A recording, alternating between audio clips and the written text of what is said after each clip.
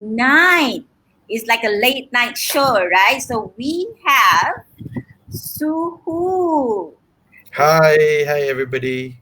Yeah, thank you, Suhu, for saying yes to her Rise Story virtual talk show. Mm, And you know what? What's the good news? Tonight, you are our first man speaker in her Rise Story virtual talk show. wow, that's an honor. Yeah, okay. So let us just straight away get to business now, okay? Sure. All right, okay.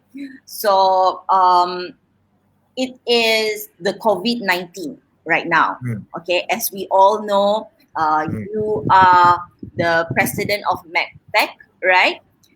Not the current president. Yeah, the founding I'm president of yes, MedTech. yes, yes, Yeah, yes. okay. So you might want to speak a little bit about Mhm. what's going on right now. What are the challenges that our community are going through right now? The Mm. reality of it. Okay, so right now most of the conversation is centered around the COVID-19, which resulted in the restrictive movement order, and trainers are not able to conduct training, even though previously was right after Chinese New Year. I think a lot of trainers started to feel cancellations, postponements coming in. Um, it was still pretty decent in the early days, pretty comforting because although it's postponed, trainers are very find it very easy to just backfill programs. However, things was escalating very very fast in the last 1 week. Since Friday until today, I think most trainers have seen their calendar from March right up to probably April, or for some of them even May to middle of June being completely wiped out. And trainers having the inability to scale a lot of times are suffering a lot of stress, definitely a lot of uncertainty.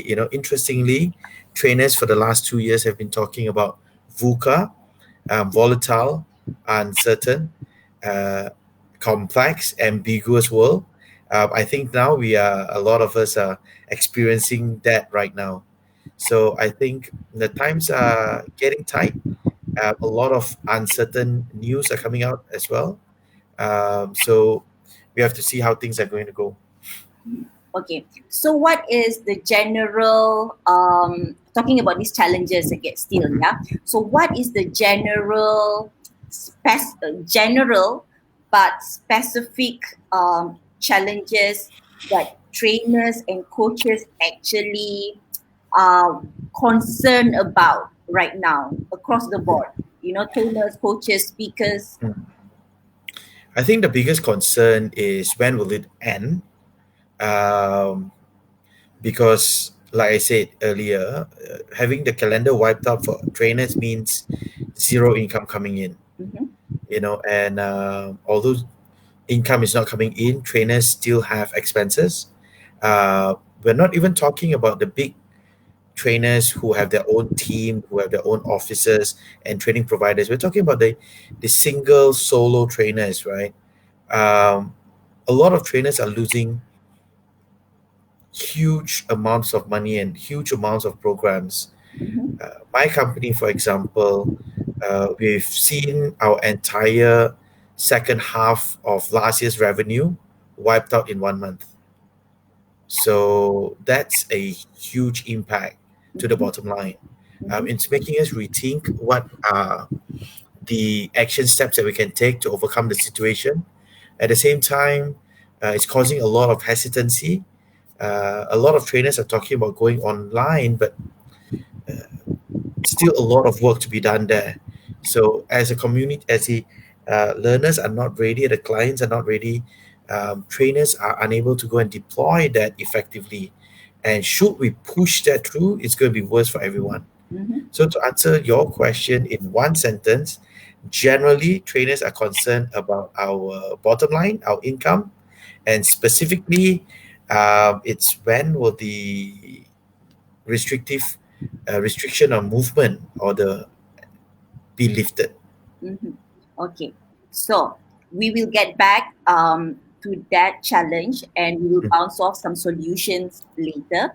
And Mm-hmm. we are happy also to answer any questions. Yeah, Suhu will be, we can talk about it, discuss about it. If you are around right now in this live video, you just ask us questions, right?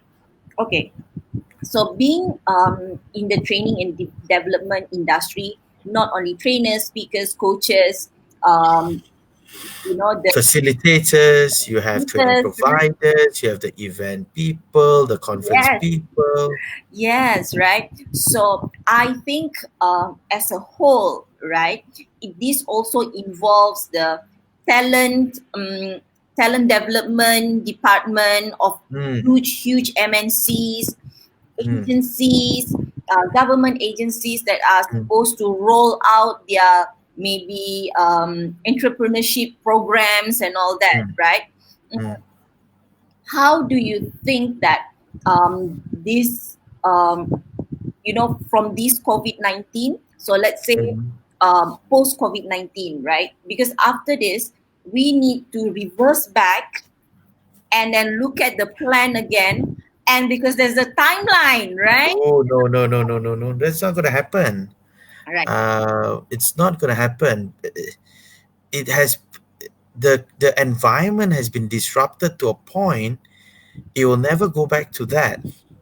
So whatever plans that were in place is going to drastically change. It's Mhm. like trainers have been speaking about going online, adopting IR 4.0, Uh, I think I'm one of the culprit as well. I've been going out and telling trainers, look, we have to get into the latest things, right? Yep. Yet, the environment was not ready. The technology was not fully developed. The mindset of the trainers are not ready. There's so many things that needs to be in place. But then comes along COVID-19, and everybody needs to upskill and upgrade and like super move, like super fast. Hmm. And should we be able to move that speed, we will never be able to go back to where we were. Yep. It is just Definitely, complete right? change of paradigm. Definitely.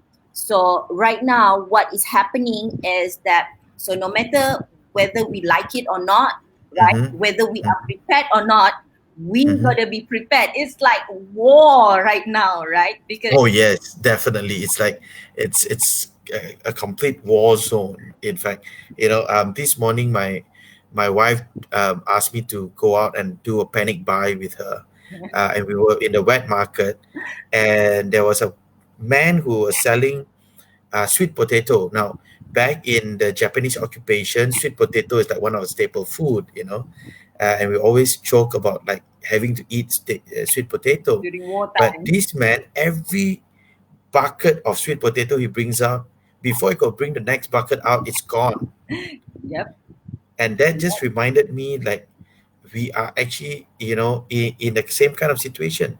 Yes, we are not as bad as a war, but in terms of the shift in mindset that is required, it is as disruptive to the training and to the people development industry as it was, as if it's a war. Because the entire ecosystem between trainers, the clients, the training providers is not prepared to handle the massive demand in the change.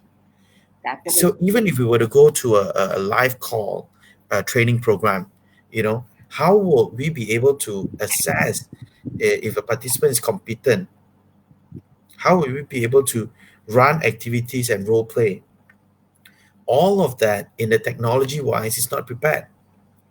And then if you ask trainers to adapt to the technology, majority of trainers are not equipped.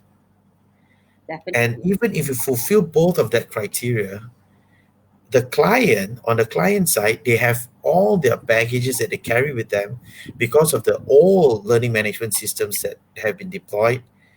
They are not ready to accept something new as well.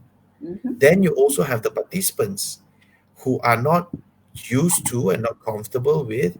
Now, I know a lot of people are going to say, no, no, no, Suhu. People have been buying and learning online, which is true, but they have been buying programs for themselves online, programs that teach them how to be a better salesperson or how to invest in stocks or how to make more money. They have been paying money to have that taught to them. They are going to be paying attention. But in corporate training, it's not. Okay. So, are you still sharing? Yeah, no, I'm waiting for your question. All right. So I do feel that at this time being, right, this is when trainers, speakers, coaches, facilitators need to think about the very fundamental area in our daily lives, which is collaboration, right? Hmm. Yeah. So because there are so many ready public LMS, learning management systems out there that is ready to go in the market, or have already been operating, right? Hmm. Yeah. So probably to explore what kind of LMS that is available out there that they could leverage on as trainers and speakers. Hmm. Right. So what do you think of that? So if you see the facial expression, Yeah, yeah. yeah, because the LMS is just one part of the element. The entire ecosystem has gaps in every component. It's like having a car that has a small hole in every wheel. So even if I could change one wheel, the other three wheel will not have enough air. So what is needed right now is well, you will hit it on spot on collaboration. What we need right now is to get trainers together and think about how we can, in the shortest time, fix all the four wheels. Mm-hmm. Mm-hmm. So Yeah. the trainers who have the ability to share what are the best practices to do online training has to come in with the people who are able to then uh, recraft the entire content of the training and work on the marketing and the sales of the contents, and all of those has to fall into place as soon as we can actually. um, I recently shared, after studying why trainers like Dan Locke, Tony Robbins, John Maxwell, why these international trainers are, not only are they popular, but their programs seem to have results, as opposed to a lot of the corporate trainers doing a virtual classroom and not having the same kind of results. Or, the old school LMS where the participants sign in, watch a 3D animation for a while, and then, do multiple questions. Are those not successful? Now, there is only one common denominator across the board. Mm-hmm. Unfortunately, Nini, I can't share that tonight because I've promised my community I'll be sharing that tomorrow. Yeah. Yeah. So I'll Awesome. be sharing with them what is that one flaw I see, so that if we can address that flaw, we can all work together and bring the community forward, bring the industry forward. Over the last 1 year, I've actually looked into projection mapping, VR training, AR. We have even talked about live video. We have talked about things like design your own adventure type programs. Um, but all of the technology I've seen were very elementary.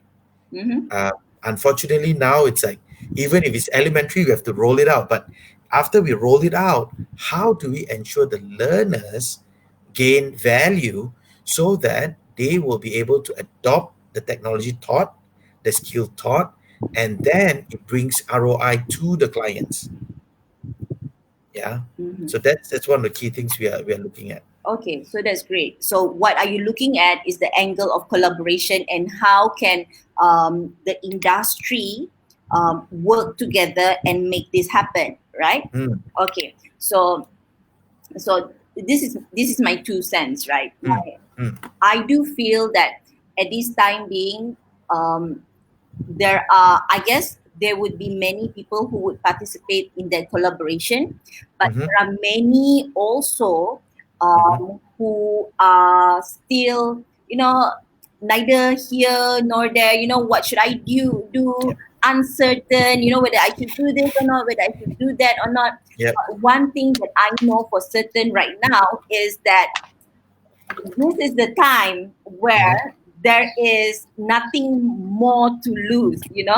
You will only lose when you are not doing Correct. anything, right? Correct.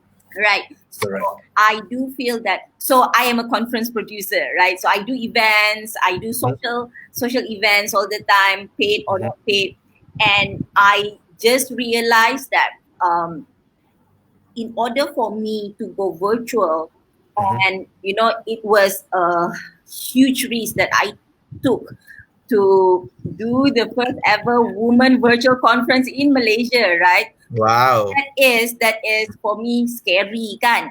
But I thought that there's nothing more to lose out. But Mm-hmm. I also, what was the main thing that I realized is Mm-hmm. that once I go online, my reach is more, right? So I'm not Mm-hmm. talking about our normal corporate training, the personal development where we need to Mm-hmm. role plays, where we not need to go deeper.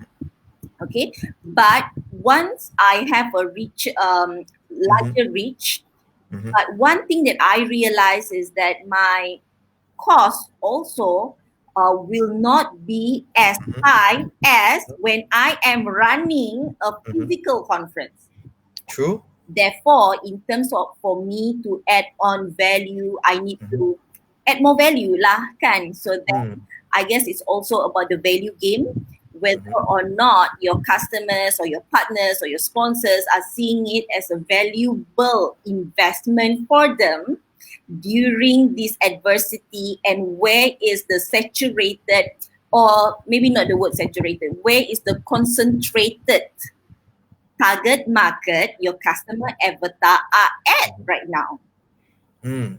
So that customer avatar issue is an whole kettle of fish again, because traditionally corporate trainers rely a lot on agents and training providers. So what's our customer avatar? Corporate client lah. Mm.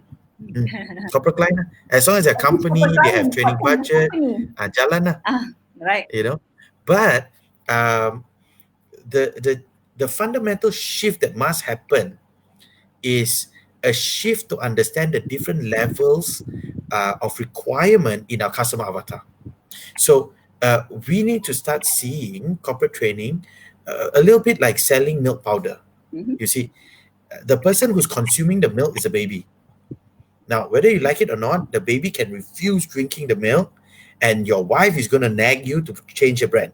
Or the baby, Okay. worse, the baby suddenly have diarrhea after the milk, right? Oh, exactly. So the baby is a consumer, but the person who's going to ask you to buy the brand is the mother. And very often, like, I don't know about other people's family. In my family, the person who ends up to pay will be Mia. You know. Now, in corporate training, it's again very similar. Mhm. You have the participants who are like the baby. They are the ones consuming the program, consuming the lesson. They have to be satisfied. But then you also have their stakeholders, their supervisors, and those people also has to be satisfied. Then they also have the paymasters, very often the training managers who approve it, and their KPI is different and they have to be satisfied. Then you go one level up, you have the finance team who's going to approve the overall budget and they have to be satisfied, but they again have a different KPI set of KPI. And then you also have the CEO who has a very different mindset and different set of KPI. So when you look at it in that model, it's actually quite complex. But in typical online training and online marketing, it's easier for you to craft a one customer avatar because that customer is the decision maker and the consumer. Okay. So I guess that where I guess that is where authority Mm. in your special field of Yes. topic, or who you are in the industry plays a Mm. role, right? Because Yes. once you come in and walk into Mm-hmm. an agency or Mm-hmm.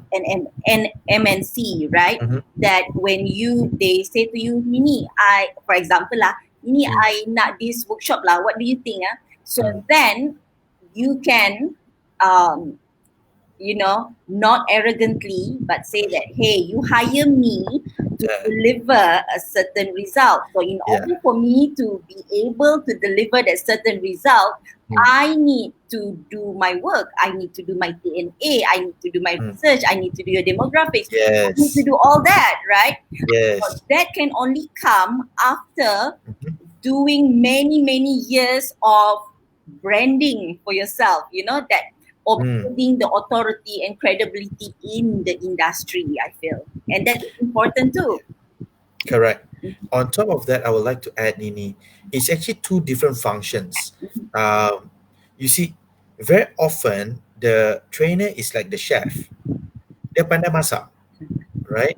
Yeah. But if you ask him to do the running of the business, of running of the restaurant, not every trainer is capable. Hmm. Number one. Number two, not every trainer is suitable. So You we're know, talking about the freelance or the solopreneur correct. trainers, right? Okay. Correct. So, like myself, for example, I work with a lot of training providers. Hmm. You know, I'm the chef, and being the chef, right? Sometimes, I cook the dish. It might be too salty, and the client may say, "Hey, I prefer things a bit sweet. This is a bit too salty." Now, as a chef, I can get a bit offended. Hmm. Hmm. But as a business owner, they have to have the right EQ to handle, okay, maybe a different type of taste. Let me talk to the chef, right? Hmm. So it's actually two different skill sets and Hmm. it's two different mindset. Hmm. You see, so like the person who's able to do the TNA, the person who's able to go in and understand the clients, the person who's able to uh, work out what is the right strategy to achieve the client's needs. It might be the trainer, but it's very often should be the training provider.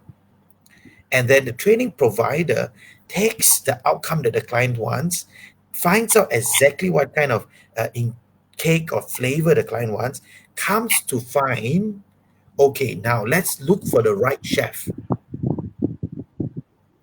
All right. Sadly, not every training provider That's does that. that. Hmm. Exactly. Hmm. Yeah. So I guess also that is something for us to look at, right?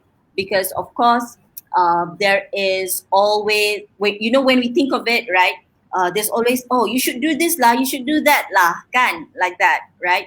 But Yeah. again, I feel that it is definitely up to what kind of prices that Mm. the trainers, speakers, coaches are willing to pay, because are willing to pay, even training providers, I feel, right?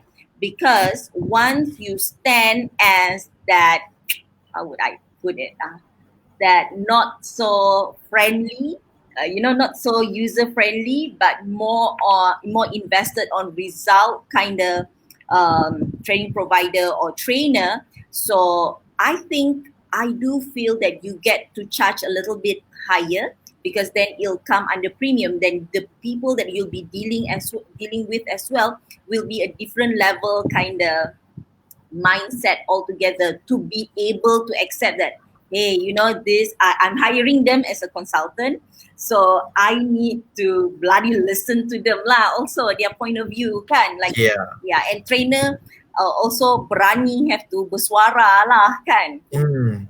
Yeah. That's why it takes a lot of change in the industry. It took about now coming to 4 years, to build and grow the community to where it is today. Mm-hmm. But I still feel that I'm probably at step number two in a 1 million step challenge. Yes, Jason, uh, TP's value is to be able to partner with HR, and not many people, like Jason, for example, is one of the few TPs. And not, Michael, he does a little bit of both. I see quite a few of familiar names on the chat. Yep. Yeah, but that's exactly we need to go and find out from the clients. And you use the example of the trainer who's a little bit, maybe can become off a bit off puttish, a bit more arrogant, but very focused on result. Mm-hmm. Think of all the master chefs in the world, Mm-hmm. right? Yep. They carry with them a certain sense of self-belief and confidence, which sometimes is arrogant, sometimes bordering on arrogance, but that's the level of knowledge they have to carry with them, you know. Yep. And training providers need to be able to step up. The days where training providers just hire a sales staff, fresh grad, pay them a few thousand to just hit the calls and close the sale, and the trainer will then find the cheapest trainer, go in and just walk through 2 days. When I first started out in training, one of my master trainers told me this: our job is to be a babysitter. Those days are gone. Today, the trainer needs to be really solid, both in the subject matter and in the delivery. We cannot run away from both of this. But of course, there's also a few other factors that the trainer needs to build, like their credibility, their trustworthiness, integrity, and so forth, as well as also they need to build their competency in sales, and then managing the room. You know, I call it the five pillars, and that trainer needs to have all five. Most trainers don't, and the ones that do, I see them doing very, very well. All right. So let us speak about a little bit about, because the last message that I have here is from Michael Teo. I don't know whether this is the Michael Teo that I know. Is Mm, is the world of disruption right now, mm, right? So ini memang betul-betul bukan saja digital disruption, mm, but it is actually situational disruption that you can't get away from, mm, right? mm, mm, So let's speak about again being, knowing your topic, mm, knowing what you are talking about in the training mm, room, right? mm, That mm, I do feel that this is the time probably where you can, being trainers and speakers, we are always running around, can, mm, especially mm, when we are a solopreneur. So I mm, understand that. So mm, I guess this is the time where you need to actually look at your numbers and most of your bookings. Most of your bookings previously are for what topic, right? So, so most of your bookings are from which topic, and let's yes. do a ratio. So, for example, you Mm, are saying that you mm, are a leadership trainer lah, for example, mm, kan? So you're marketing yourself as a leadership trainer, but mm, from 10 bookings or 10 trainings executed already, right? mm, Eight maybe is actually presentation skill or mm, branding, right? So mm, probably you might not want to be in denial mm, and start positioning yourself at, presentation or branding or whatever the numbers that is mm, showing you, because numbers never lie, right? mm, mm, Yeah. So probably this is the time to do that, so that you get to market yourself and position yourself in the industry mm. more strategically, I feel. Yeah. Um, so I do agree. When I first started out, unfortunately, like every trainer who started out around my time, we cover everything. Uh, Baking chocolate cake, we can train. CPR also, we can train. Yeah. But those days are gone, Yep. you know. Those days are gone. Number one. Number two, there are so many trainers out there, and the problem is a lot of trainers, they go to so many train providers. So one provider may use them for problem solving, and they did a good job. Mm-hmm. So the train provider keep finding problem solving for them. Another trainer, a train provider will find creativity, and they did a good job, and they'll get a lot of creativity. So if you ask a trainer to look at their numbers, unfortunately, many trainers, unless they are seasoned enough and long enough in the industry and have been building a brand in the industry in that niche, most of them will have generally about like everything also almost the same or then how, right? That's the first part. Second part is this: a lot of trainers, because we trade time for money, and whether you like it or not, everybody has the same amount of time, which means a trainer, if they want to do 10, 15 days of training, that's only that many requests, so to speak, for whatever they're good at. So they will tend to then spread themselves out a bit. Now, spreading themselves out is not wrong, but they have to understand, if they're spreading themselves out, they are serving a lower tier client and a lower tier audience. Therefore, the fees is also lower tier. Now, then trainers say, okay, I've done this for X number of years. I want to scale up. How can I scale up? When should I price up? And in the market right now, there's nobody teaching trainers when you should be able to price higher. How are you going to price? How are you going to find jobs? And there's so many trainers flux who came into the market, especially last year, end of last year, and every trainer was worried about HRDF raising their price, and every training provider, then all the vendors then were exploiting and profiteering from the situation and telling people, you better do it now, now, now. Within a period of, there's even training 2 days after, right after Christmas. I mean, it's crazy, and everybody is jumping into the industry. Now, what are you going to do? So if you ask them to sit down and look at their numbers, what should they niche at? They have no clue. So what we did, we initiated from MapTech. This was, I think, 4 years back. What we initiated was, every trainer, we asked them for your top three programs. What are your top three topics? Why do we ask three? Number one, three is easy for us to find some referral for them, because it's one of the key things that we do. What's the point of being part of an association, part of an organization or community, if the community is taking from you? The community should be giving to you, and that's what a lot of people are looking for. They need that hand up from wherever the situation they're in. So, but if they do every topic, I would not be able to know if they're truly competent there. Mm-hmm. Mm-hmm. So for every trainer that is in the community, I only remember and record them for three topics. Mm-hmm. Why? If they are not that good, the fact that they can tell me these are my three, and they're still alive, and their family still has food, it means they should not be that bad in these three topics, right?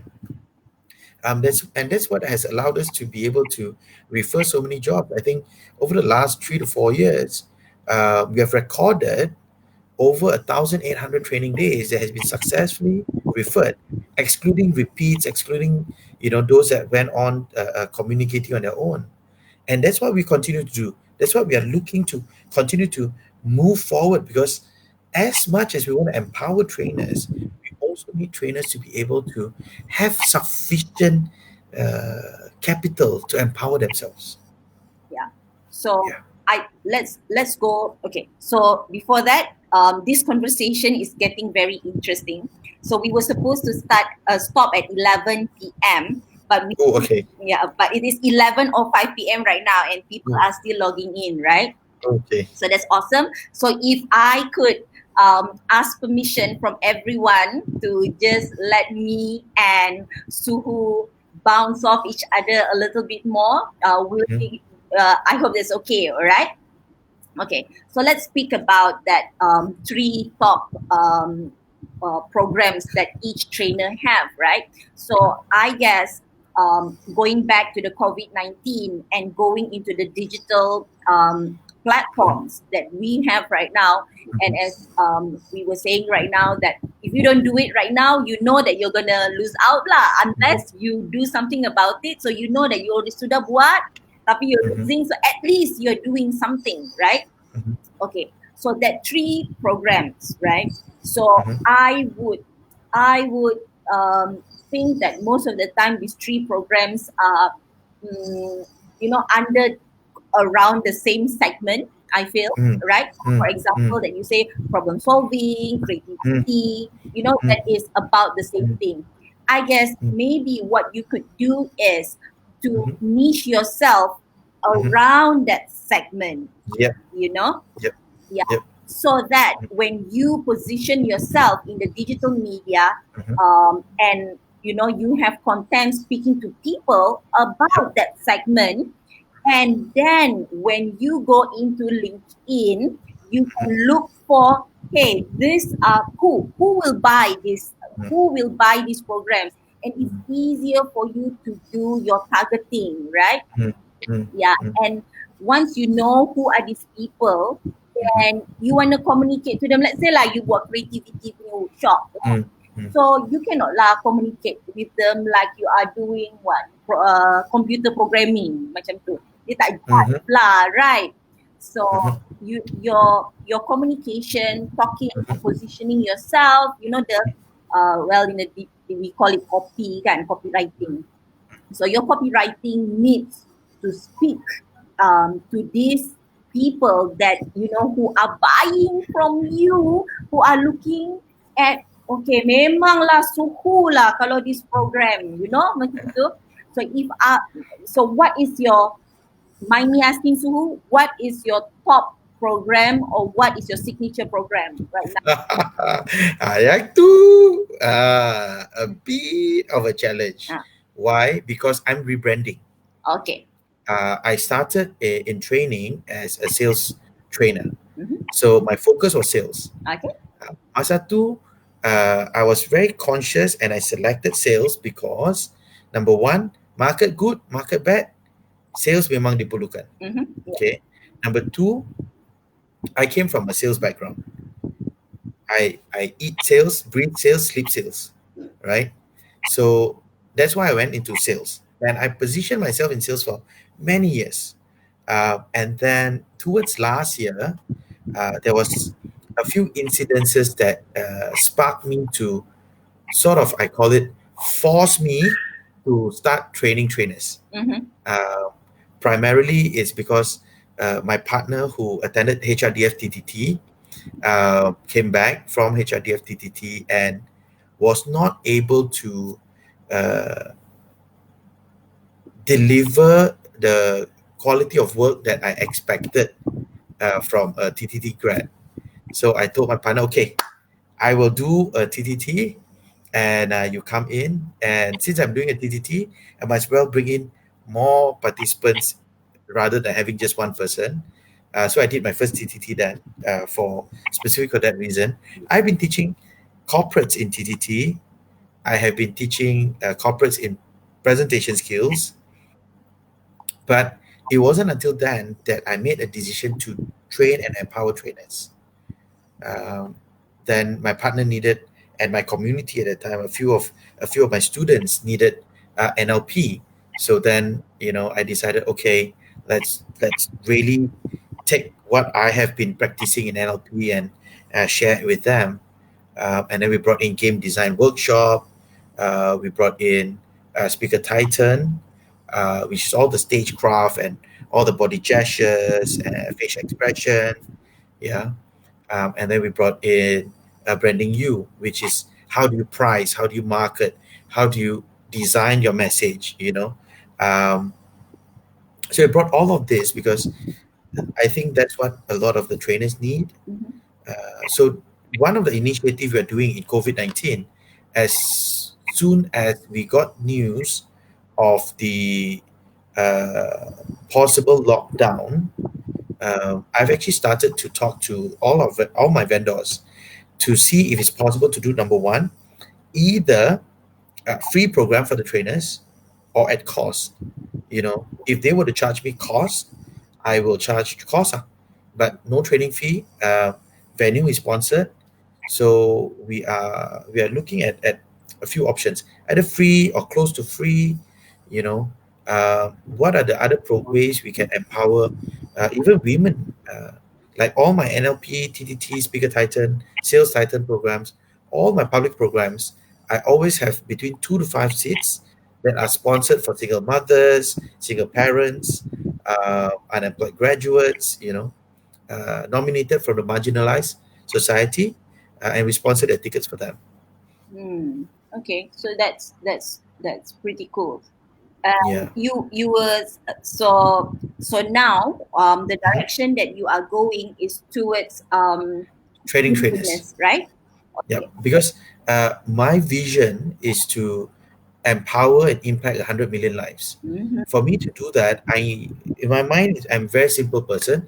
I want to impact and inspire 1,000 trainers so that they can go out and work on 1,000 people, who then will work on 1,000 people, and in my lifetime I'll be able to see 100 million lives change. Mm, okay. So I will put that on the screen right now. Empowered 100 million lives, right? Yep. So that is your Oh, I think we've got a few questions to, yes. yeah, we've got a few questions to take as well. Yeah. So if you Mm, see here that the question that I think that is interesting is that do trainers think they can mm, go independently right now just by referral, or mm, they are still keen on working with TPs? mm. So Okay, so what's your take?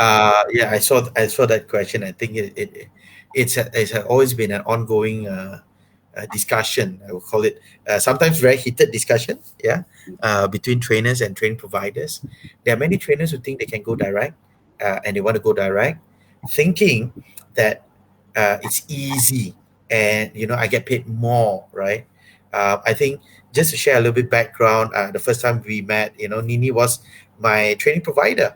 Yeah, and my belief is this: there is no way a freelance trainer has the financial capacity, the marketing experience, knowledge, and more importantly, the mindset of going on their own. Can they do it eventually? Yes. For example, we have a great example online with us. Michael is a great example of a person who has developed a strong brand. Anybody who wants to empower Gen Y, they go and find him and I his know which organization. Michael Teo is this then. Okay. That's the Michael Teo. Okay. How can you not recognize him? Yeah. So if you want to empower Gen Y, he's the go-to guy, and he's built that brand. So after he built the brand, the next thing he needs to have is a team that can help him fulfill the promises of the brand.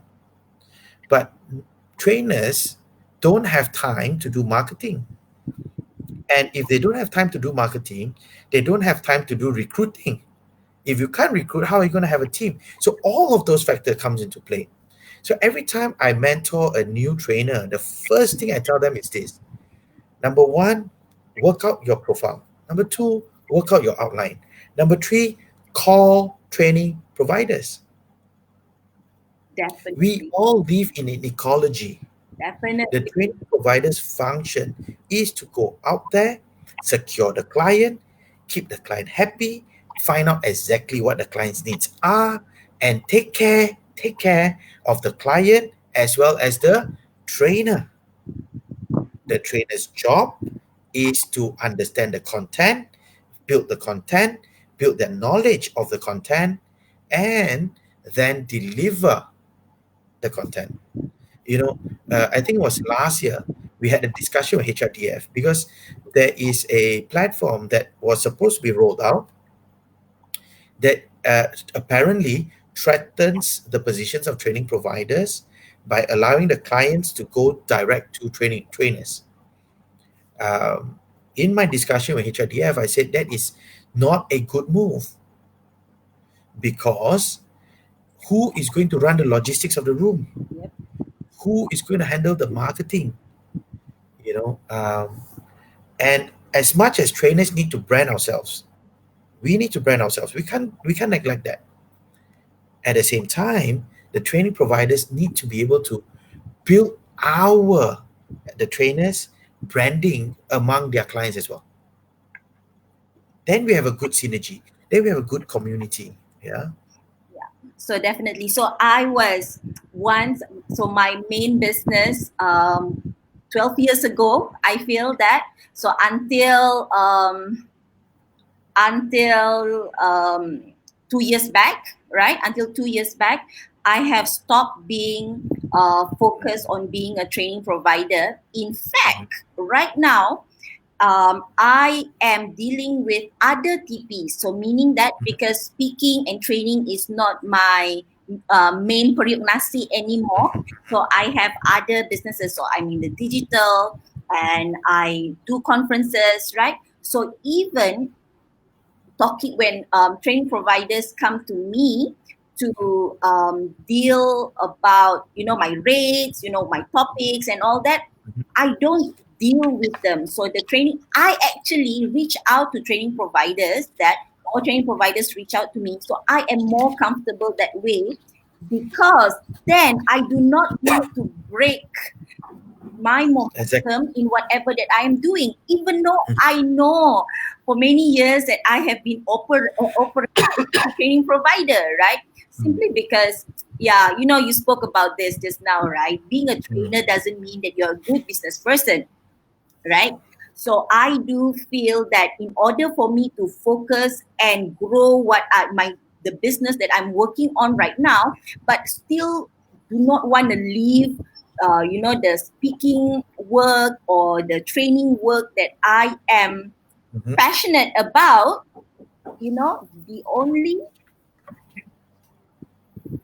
only solution to go is actually to work with training providers because then they will deal everything for me lah. All I need to do is show up, speak.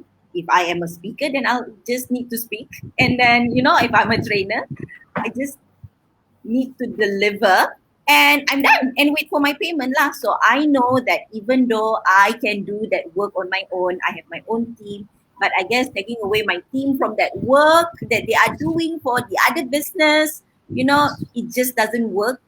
It just doesn't work that way, I guess. So it will be a lose-lose situation.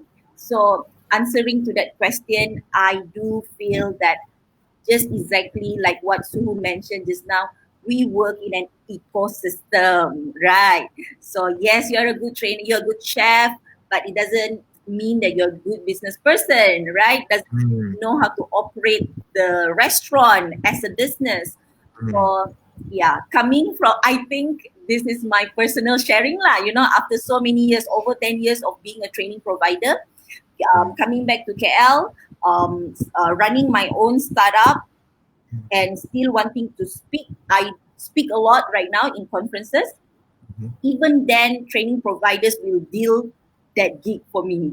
I don't mhm. deal that gig myself. Even the training providers also will not deal with me, will deal with my assistant. So Mm, that is one thing I guess I would like to share here that I think Jivan, right?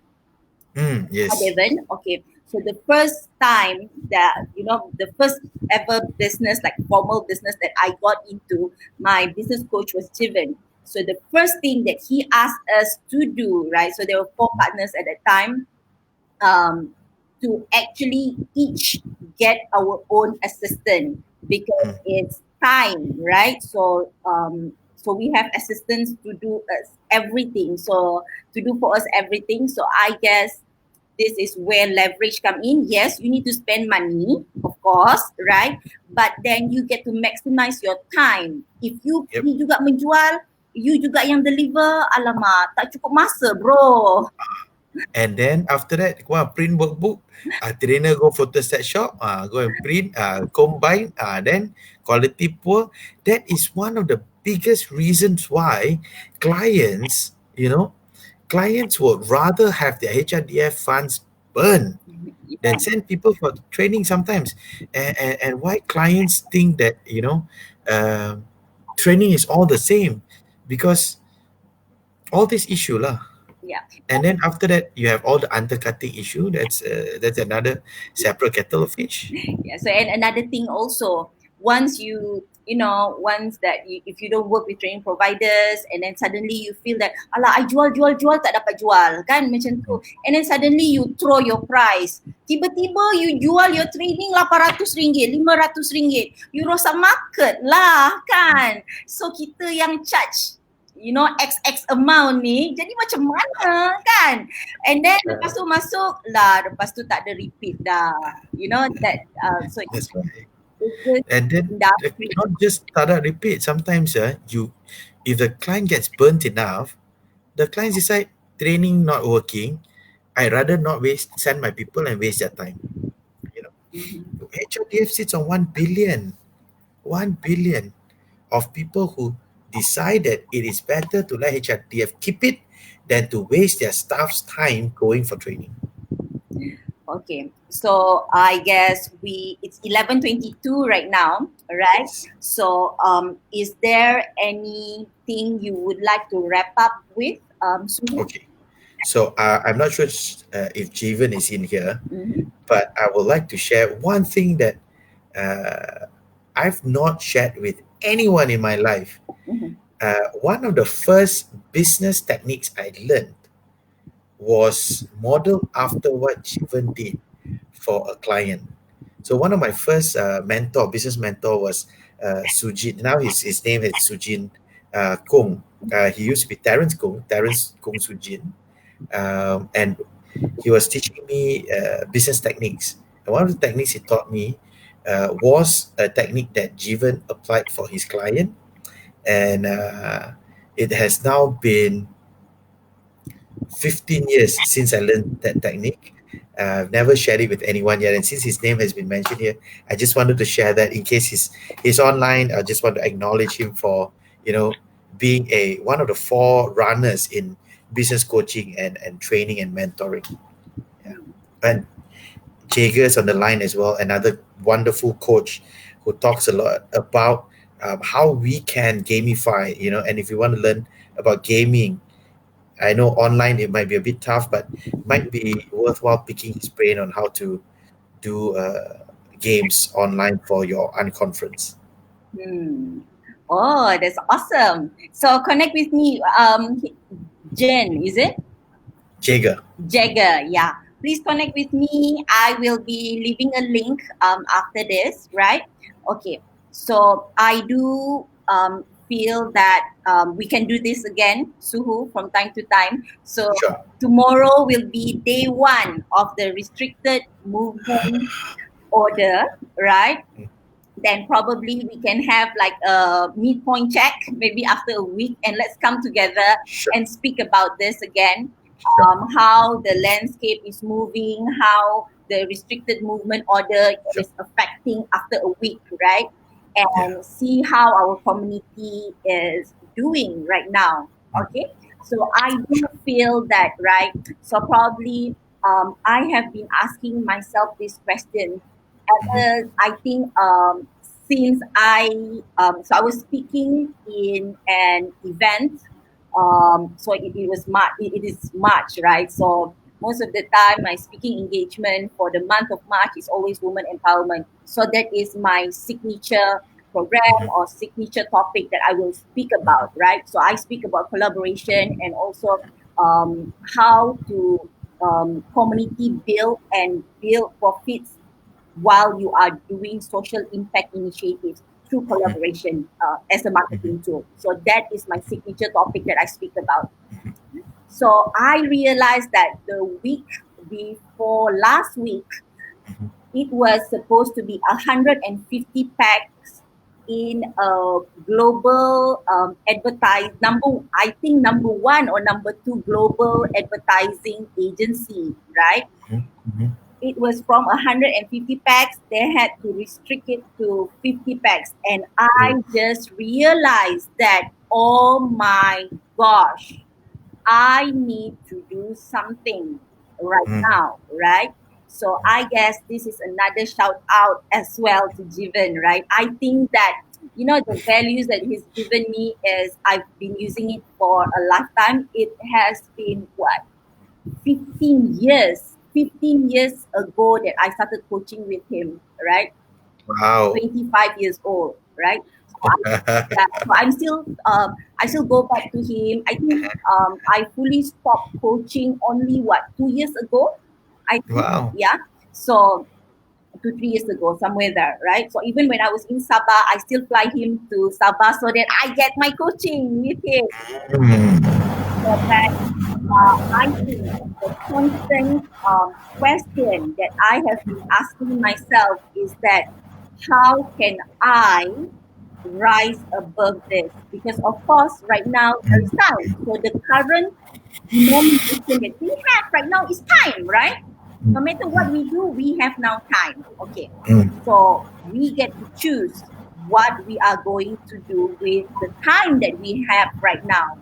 Mhm. Either, right, you are going to have a booked up calendar post COVID 19, or you are still going to complain what happened during During COVID COVID-19. 19, right? So probably you might want to think about, what can you do? Maybe one or two or three things that you know that you could have done when you didn't have the time to rise victorious post COVID 19 in your business. I guess that's the question that I want to ask myself. I want to be reminded of that every day. So I posted a quote on that today on LinkedIn, and I feel that it is a sharing that I would love to have people to ask themselves too, because I am doing that right now. Yeah. So great session with you, Suhu. Thank Any you. last things Thank you. that you would like to share with your community Mm, before we log out? one last thing will probably be the one thing I've always been sharing. As trainers, our job is not to protect our piece of the pie. Our job is to make the pie bigger. Mhm. Let's think of how we can enlarge the pie and grow everybody's business together. Mm. That is super awesome. So again, I guess collaboration is the way to go in this Yes. new era for us to stick together in these times of adversity, right? Is to work together, right? Mhm. Okay, so I am going to do a little announcement. Okay, so her Rise Story virtual talk show tonight with Suhu has been it was an ad hoc planning, right, Suhu? So I just call you out of nowhere today and thought that, hey, because I was seeing on LinkedIn, like people were complaining trainings are being cancelled. So I thought that, who would I want to speak to today that could do a sharing? Of course, lah, Suhu, kan? Right? So Thank you. yeah, so we will be having ad hoc sessions like this where we will not be doing any pre-marketing at all, right?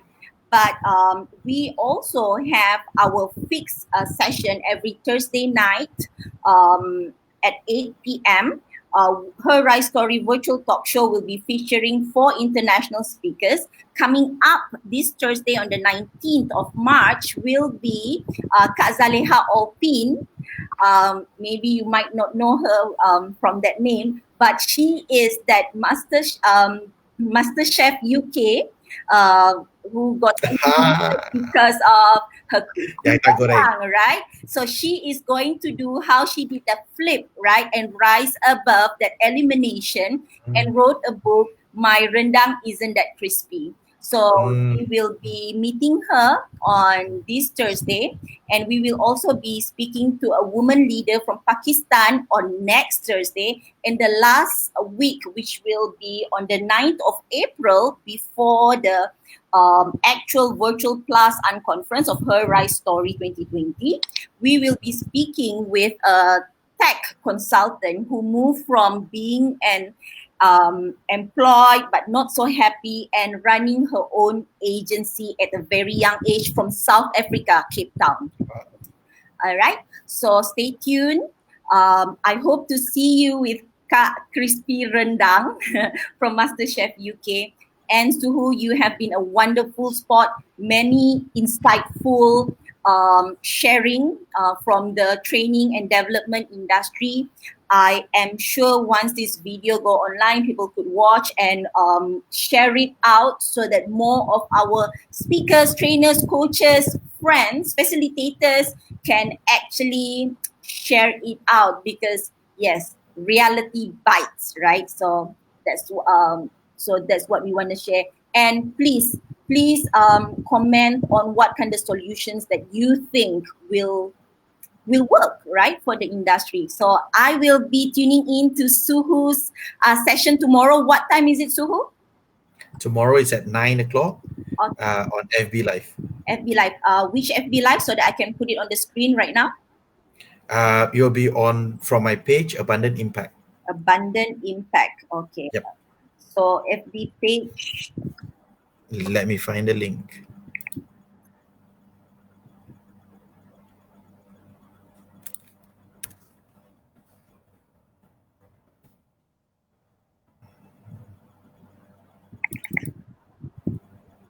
Oops. If this is correct, Suhu. Give me a second. Let me give you the event link. Yes, Abundant Impact, correcto. Okay, so you can post it here at the public chat room so that everyone can see it. Hi. Unfortunately, I don't know how to put into the public chat room. Okay.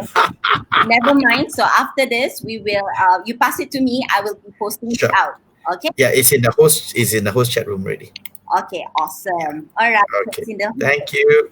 Okay, guys. So good night, Suhu. So I Thank you. hope to see you at Suhu's event tomorrow, and also her Rise Story talk show on this Thursday at 8 p.m. I will be posting the link as well. Bye.